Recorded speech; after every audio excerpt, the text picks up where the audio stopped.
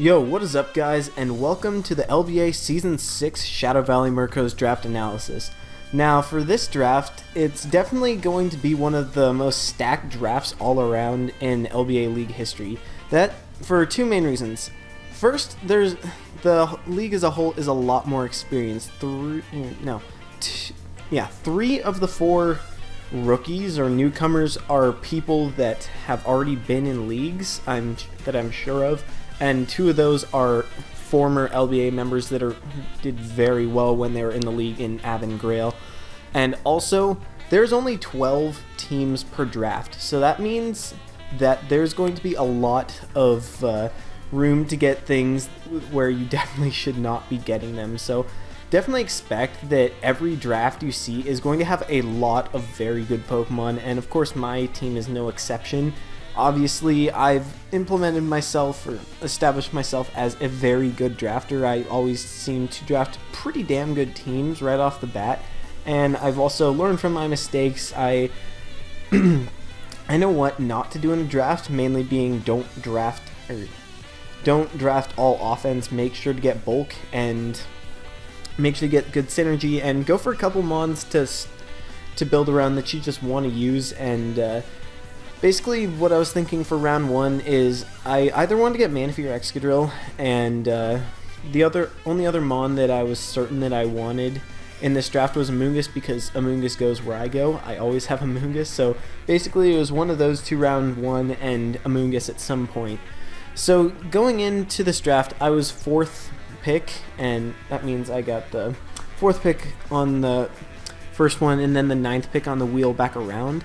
And my highest priority mon was Manaphy, because Manaphy is an amazing Pokemon, and spoilers, I did get it. So my round one pick is Manaphy, and oh yeah, I still haven't figured out all the nicknames. So Manaphy is going to be Sharkbait, and that was a name suggested by Ab, who used it last season, and I really like it. So Sharkbait, Manaphy. Round one, you guys know what Manaphy does. Manaphy is the best setup Pokemon in the entire league format, because it has two ways it can set up with Tail Glow and Calm Mind. Both are extremely effective, and normally I don't like setup mons, but that's only with Dragon Dancers, because I don't like Dragon Dancers. But Tail Glow, different thing. It's a boosted sword. It's better than Nasty Plot, which is insane, and the defensive Calm Mind set is also insane. Manaphy has a really good move pool, and it also has some really cool niche moves that I definitely could be using at some point that I'm not going to spoil. It has a great ability in hydration, so you can use the Rain Rest set and either put Calm Mind on there or put a supportive move alongside Scald and just be a really annoying piece of shit. But Sharkbait is going to be very good, and I'm really happy that I got him round one. I was pretty confident that I'd get it, since there's only 3 people drafting in front of me, and it's not, depending on the draft, it can be an extremely hot ticket item. I know I sniped a few people with the Manaphy pick, and overall I'm just really happy I got it. So round two, my plan for round two was I wanted Talonflame, and after that I wanted Serperior round 3, so I could have a really good Firewater Grass core of Manaphy, Talonflame, Serperior. But going into it, I also saw that Excadrill was also it did not get drafted in round one, so it's like, if Excadrill drops, then there's definitely a good chance I could take that, because Excadrill is amazing, and hazard removal is at a premium, so getting it early and often is really good. So I was thinking, okay, I'm either getting Talonflame or I'm getting Excadrill. Talonflame, I think I had a little higher priority on it, but 2 picks before me, it got taken, so I was like, alright, if Excadrill's still there after this next pick, I'm taking it. And what do you know, the guy in front of me, Bogut, he took Skarmory, so I got Excadrill. So welcome back, my team captain, Yashiro the Excadrill. Really happy to have Excadrill back. I love Excadrill. If you guys didn't know, it's so good, and it's got 3 amazing abilities in Sand Rush, Sand Force, and Mold Breaker. It's got really good offensive stat distribution, and it has the ability to be bulky as well, with a huge HP stat, and they're not great defensive stats, but that huge HP stat makes it really nice. And it has Rapid Spin, which is nice, Stealth Rock, which I'll probably not use Rapid or Stealth Rock Excadrill unless I'm running a Spadef set, which I probably won't need this season, but you never know, and stuff like that. But overall, Excadrill, Excadrill is just a god, and I was really happy to get it. So going into my round 3, I was thinking that I wanted either my highest priority thing was Togekiss, actually, because it gave me some really nice synergy along with Manaphy and Excadrill, gave me a immunity to ground and a huge fighting resistance, which neither Manaphy or Excadrill want to take a ground or fighting hit, but unfortunately that got sniped the pick right before me, and I actually was informed before he picked it that he was going to take it because, I'm an admin, so I take care of picks and stuff for people that might be going to bed and stuff like that to keep the draft going. So I knew that Togekiss was gonna go, so I basically had to rewrite my plan. I was thinking either Mega Lopunny or Sylveon, and I waffled back and forth a lot between them, and I ended up going with Sylveon because having a bulky fairy thing is really good, and I also wanted to make sure that I could have some good walls and get them early, because I didn't want to have to completely rely on just going late round with all of my walls. So getting Sylveon is really nice. So welcome Sylveon, aka Fritophile. I hope you guys like that name like I do. What Sylveon gives me is, it gives me a really nice synergy with Excadrill. It gives me that nice fighting resistance. Also gives me a dragon immunity, which my team's not that weak to dragons, and of course I could go and get a dragon, get the Fairy Dragon Steel Core, but I don't know if that's necessary, and I'm only get a dragon if it's going to fit into my plan and there's not other stuff that I want to take. But Sylveon, very versatile, being that it can be defensive or it can be offensive. It's got Pixelate Hyper Voice, which is just awesome, and it's got some cool little coverage moves. It doesn't have the deepest move pool in the world, but it's got enough stuff. It can pass Wishes, it can Cleric, it can be the Spec set, it can Calm Mind. It's got some other cool little things that I'll keep up my sleeve so that I can bring them and use them to beat people in battle. But yeah, Sylveon, really good, really happy I got it. And next, for my round 4 pick, I pretty much had one Mon in mind and then a backup to that, but the one Mon I had in mind for round 4 was Entei, and you know what, I got Entei, and I don't have a name for it yet, but I'll work on that. But yeah, round 4, picked up Entei, really happy about that, because Entei is a god. Entei is so good because it has Stab, Sacred Fire, and it also gets access to Extreme Speed, and it also gets Stab, Flare Blitz, and that's pretty much all you'll ever use on this thing. Its move pool's not very good aside from that, but it definitely has some cool options. It's really strong, and having that Sacred Fire 50% burn chance makes switch-ins really, really hard, because you don't want to switch into a move and take a lot of damage and then get burnt. So even resistances like water types don't like switching into Entei because they'll very likely get burnt and worn down. So Entei is just such a good Pokemon in the format, and also has Extreme Speed, which gives me a really, really nice priority, which is something that I don't have much of on this team. Of course, I could run Quick Attack Sylveon, but we're probably not going to be pulling out those MLG strats unless things get real desperate. But Extreme Speed, great priority. Get some nice moves like Stone Edge so it doesn't get walled out by other fire types, and it gets a couple other little coverage options, but most of the time I'll be clicking Sacred Fire or Extreme Speed on this thing because it makes it a fantastic revenge killer or a tank or anything like that. But Entei, just really, really good. I wanted it and I was able to pick it up, and also Victini and Talonflame were gone, so this was the next best fire type in my opinion that could do a bunch of stuff for me. So round 5, and on the wheel I had the fourth pick on the wheel back to me. So I knew I wanted one Mon for this round, and that was Mega Manectric, and I decided to bring it back. And the reason I wanted Mega Manectric was because originally I wanted Mega Lopunny, but it got taken round 3 after I took Sylveon, so maybe you're regretting taking Sylveon, but I'm fine with this actually, because Sylveon's going to be great, and Mega Manectric's also going to be great. So bringing back Killua, the Mega Manectric, in round 5, and Mega Manectric's just really good. Base 135 speed with Intimidate, and it's got not a very big move pool, but it has enough coverage to hit a lot of things, and Of course, you're almost always going to be running a hidden power, which I can usually vary to get the good enough coverage on the set so that it's not completely hard-walled by anything minus just blob. But yeah, Mega Man X-Tric's really good. It adds a much-needed dose of speed in my team because at this point the fastest thing I have is Excadrill, or no, Manaphy and Entei both base 100s, and Entei has to run an Adamant Nature if I want to run Extreme Speed and Flare Blitz, which I'll be running probably almost all the time, unless I've got some kinky shit going on. But this thing gives me a really fast Revenge Killer, which is nice since I do have a good amount of breakers on my team that can whittle things down so that Manectric can just late game sweep by just outspeeding things and picking them off. So really love Mega Manectric. It was really good for me last season, and I definitely expect it to be even better this season since I have more threats that it can Volt Switch out into, like Sylveon and Entei and Excadrill and Manaphy, all of which definitely appreciate getting free drops in on force switches from Volt Switch and things like that.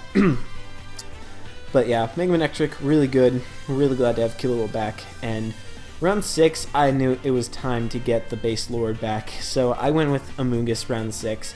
Because what's a Shadow Valley Murkrow team without Amoonguss? And the answer to that is it's nothing. I need Amoonguss or else I can't function. So bringing back Alan, because Alan is the most amazing Pokemon ever. You guys know what Alan does. Alan is something that never dies. It fires off spores, it fires off sludge bombs and Giga Drains and all that good shit. And Amoonguss is just always something that I like having. I don't know why exactly. Well, I know why I like it, because it's just really good. It's a great wall. It can be bulky on either side of the spectrum.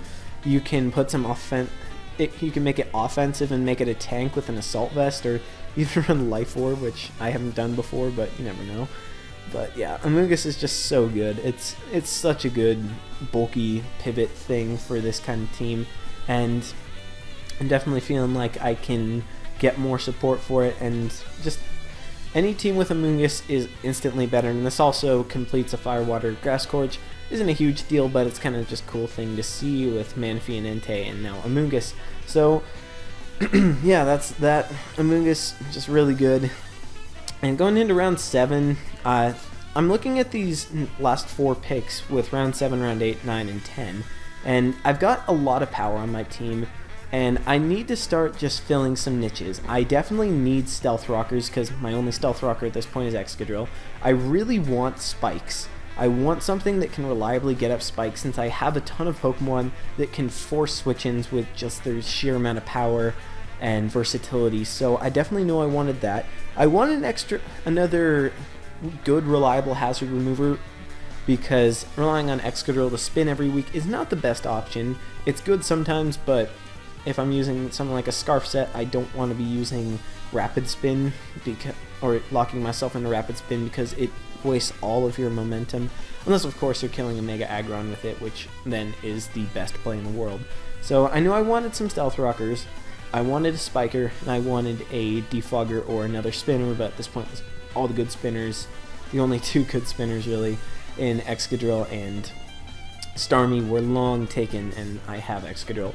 So going into that was my game plan, and also just to kind of fix up any little weaknesses I have. So at this point, I don't have ground immunity, and I wanted to get the best, basically I wanted to get the best Defogger laying around, and the best Defogger left, amazingly dropping to round 7, was Crobat. So welcome Femto, the Crobat, and I'm very ecstatic to have Crobat, because what this gives me is, it gives me another really nice fighting resist, because so now I've got 3 of those, so fighting type should not be an issue. It gives me a ground immunity, it gives me a very fast pivot, it gives me Stab Brave Bird, which is always nice to have. It's got a lot of cool little niche moves that I'm going to be keeping myself. It gives me Defog, it gives me U-Turn, it gives me a lot of things that are really, really nice for this team, and it's just a perfect pivot for this team. And while yeah, I do have 2 poison types now in Amoonguss and Crobat, Crobat doesn't really fear psychic things that much, like, because it can just U-turn away from them since it outspeeds all of them, Nick's Scarfers, but I'm not really that afraid of psychic types at this point, and I'm definitely gonna be drafting more stuff that can take those on. But Crobat is just a really good pick and a fantastic value pick for round 7, because it gives me a bulky pivot thing, it can give me an offensive late game cleaner, it gives me a defogger, it gives me all sorts of things that I'm really happy to have. A stall breaker too, which is something that I don't have the best of. Manaphy can stall break a little bit, but it's kind of annoying. So I got a lot of good things out of Crobat, and it's just overall a really good mon in the format, and it gives me 2 Pokemon that are base 130 speed or above, which is great, and both both of those 130 or above mons in Crobat and Mega Manectric can get Switch Initiative, so that's going to be huge. I'm definitely going to be relying on them to create momentum for me so I can drop into my slower and very powerful breakers. So Crobat, really good, and now I'm going to move on to my round 8. So at round 8, there was one Pokemon laying around from the OU tier that I was like, wow, this is still around, and this thing would be amazing for my team. So I was just really hoping that no one would notice it, and it would just drop right down to me. And you know what it did? And you know what that Pokemon is? T-Tar. We're bringing back Daidara the T-Tar for his 3rd season of work in the LBA. And I am so stoked to have a round 8 T-Tar pick. That is amazing. So what Tyranitar gives me is, first of all, it gives me Sand for Sand Rush Excadrill. I originally wasn't planning on getting Sand because Hippowdon was taken right after I picked Excadrill, and I didn't really want to sacrifice an early slot to pick T-Tar because it's not the greatest Sand setter in my opinion, but getting it round 8, come on, that's pretty damn good. It also gives me a Stealth Rocker. It gives me a thing with a ton of versatility. It's my first real mixed attacker because, you know, you've seen what I can do with that with Tyranitar. It's so good. It's got that really strong Stab Crunch and Stone Edge. It gives me a Lottie killer and just a Psychic killer in general. It gives me that Psychic immunity, which my team's pretty weak to at this point. And it does so many things. I love T-Tar. It's so good, and it's going to be really great on this team because it provides so many. It can provide a ton of different niches for my team in however way I need it. If I need a Scarfer, Banded, Wall Breaker, Rock Setter, Sweeper, whatever, you name it, T-Tar can do it. So I'm just stoked to have Daidara back in the lineup. And round 8, that's the greatest bargain. That's the greatest pick you could ever ask for. So having T-Tar is huge. It gives me a Stealth Rocker that's really solid, but I don't want to stop there. I definitely want to get at least one more, and I also want to get that Spiker. So going into round 9, there was one Pokemon left in the upper tiers that I was like, alright, this thing is really good. This thing can be really helpful for my team, and it gets spikes and a couple other nifty tricks, and that is Klefki. So round 9, bringing in Klefki, who also lacks a nickname at this point. I'll have to think on that. But around 9 Klefki is really nice because this thing has Prankster, it has Spikes, it has T-Wave, it has a surprisingly large move pool, and it has a lot of really cool options for support that just make it really nice for this team. Of course, drafting Tyranitar and Klefki, as well as with the other Pokemon that I have on my team, I'm very ground weak, but I'm okay with that because Klefki adds such good support. Having Spikes for this team is just huge because I have so many Pokemon that can just force switches with ease just because they're so strong. And this thing also gives me that priority T-Wave, which is big because that allows things like my slower mons like Manaphy, Excadrill if I'm not Scarfed or under Sand, Sylveon and Entei. It makes all of those so scary, even and Tyranitar as well.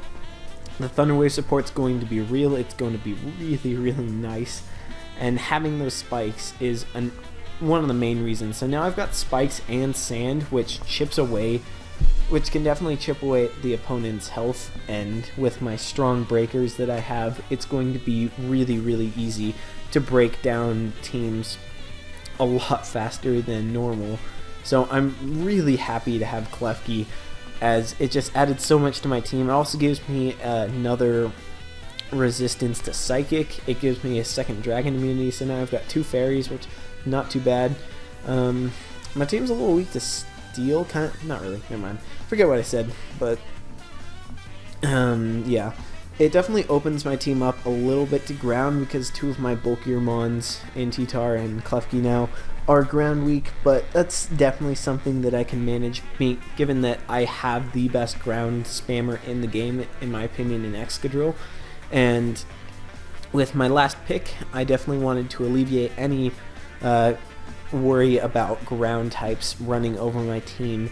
So for my round 10 pick, I wanted something that could set up rocks and didn't really care about ground moves. So that kind of just left you with two options, and that is a Pixie in Uxie or Mesprit. And looking at my team, Mesprit would be really nice because it has great distribution in its stats all around, where it can be offensive or defensive or something in between. But the thing is, I wanted Uxie because what my team needed was a really fat blob on both sides of the spectrum, and Uxie provides that, having incredible 130 defenses by a not too shabby 75 HP stat. So Uxie is going to be really nice for me at times because it's a very reliable stealth rocker. It has a lot of cool little options. It gets things like Yawn and Thunder Wave. It gets U-turn, so that can give me a little more momentum. It can Calm Mind, and albeit it's not the best Calm Minder since it doesn't get instant recovery, it's still a good thing to sponge some hits, spread a little status, get my rocks up, and just be a good thing to make sure that I don't get swept by big things that would normally sweep through my teams. Like my teams are always weak to stuff like Mega Alakazam and Mamoswine. This thing checks both of those really nicely. And for round 10, it's definitely a good mon to have because I could have drafted something higher up that would have just looked better, but Uxie just really helped out my overall synergy because it alleviates my ground weakness tremendously. So now I have Uxie and Crobat, which just makes it so I'm not nearly as weak to ground types as I originally would have been if I picked something that was just an offensive whatever. But having Uxie, really, really nice. I thought it just rounded out my draft perfectly, and I also don't have a nickname for it, so another thing I gotta think of. But I am very, very happy with this draft overall. So we got Manaphy, Excadrill, Sylveon, Entei, Mega Manectric, Amoonguss, Crobat, Tyranitar, Klefki, and Uxie. I definitely want to say that this is probably this isn't my favorite team. My favorite team was definitely last season's LBA team because that team was just outstanding at the end when I was able to pick up things like Slowbro. But this team is very, very good, and I'm excited to use it because it has so much potential, has a lot of versatility, has a lot of power. It doesn't have a ton of speed, but it's got two really good fast things, and I also have Excadrill under the stand, so I've got three things that can outspeed pretty much everything in the entire league, and I'm just overall stoked about this team. It should be a lot of fun to use, and I definitely expect to make playoffs with this kind of team. So I hope you guys enjoyed this, and if you did, make sure to drop a like and stuff, and I'll see you guys later with either my round 1 game or my round 1 pregame, depending on what I want to do. So yeah, hope you guys enjoyed, and I'll see you later. Peace.